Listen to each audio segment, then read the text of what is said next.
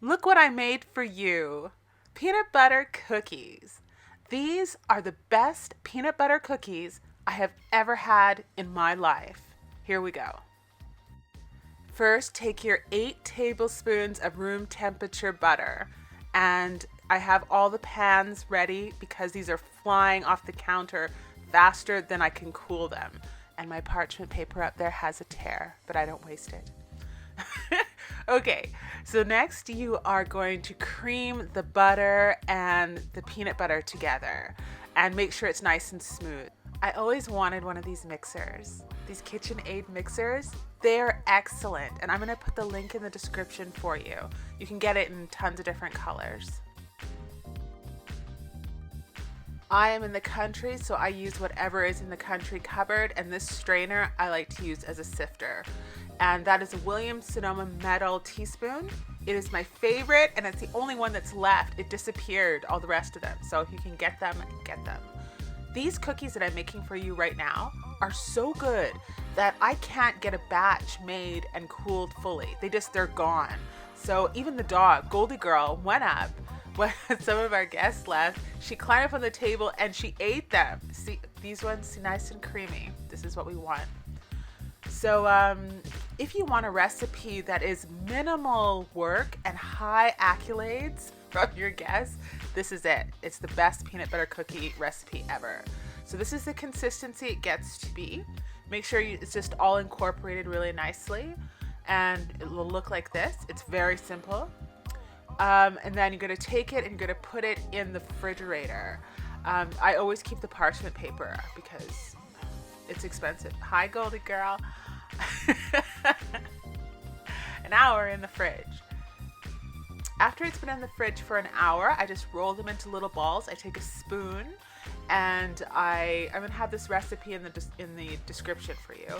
Just roll them into little balls using a spoon, so they're all the perfect size consistency. So they're all gonna cook evenly.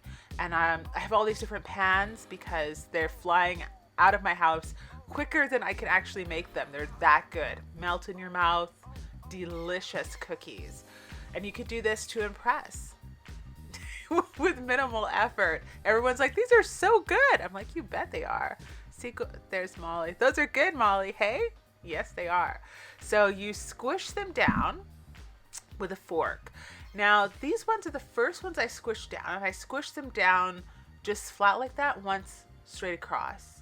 And I was like, yeah, that's pretty good. But I want to show you as well, like this is before it's going in the oven, what they look like, the consistencies of it. And I just used a fork like that to squish them down. And there's Molly again because she knows. So, all right. These cookies now have come out of the oven. These are the ones that have lasted. And they're pretty good with a line across them like that. This was with the temperature a little lower to the rack, but some people like it with a little bit browner on the bottom.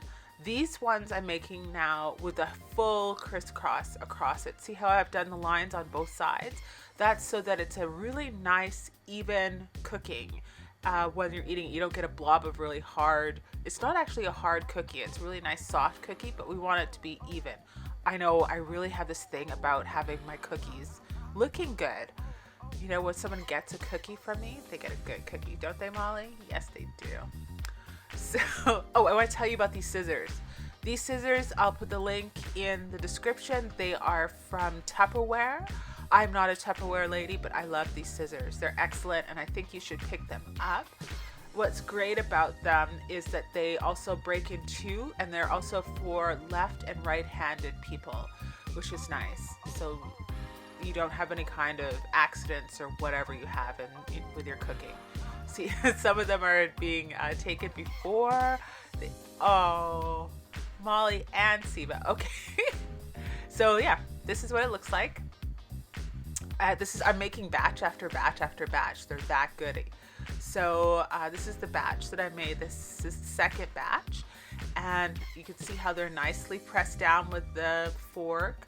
They're spread out evenly, which is what I'm going to do here. And just to show you, this is the consistency they should be. Oh, I want to tell you about this. I was sugar shaming myself. If you can get Demura's sugar. This is Demura style. We didn't know that before the sugar was purchased. But if you can, so I was sugar shaming myself. If you look, the bag was turned around the other way. But yeah, Demura's sugar is going to make it really melt in your mouth, brown sugar flavor. And that's really what you want. So if you can get that, great. If you can only get the style, then that's fine. If you can only get brown sugar, that's fine too. But I was sugar shaming myself. So the next one we're going to be making is these chocolate chip cookies. And I have made those before as well. So these ones are almost gone. So I wanted to show you, I made these and my friends came over and us and everybody ate them. So I think there's probably like 6 of them left. So I'm going to be making some more. And don't forget to pick up Tupperware. It's really good. I like it a lot. I have Tupperware. I love it. So these are great cookies and they have a nice bottom. So look what I made for you.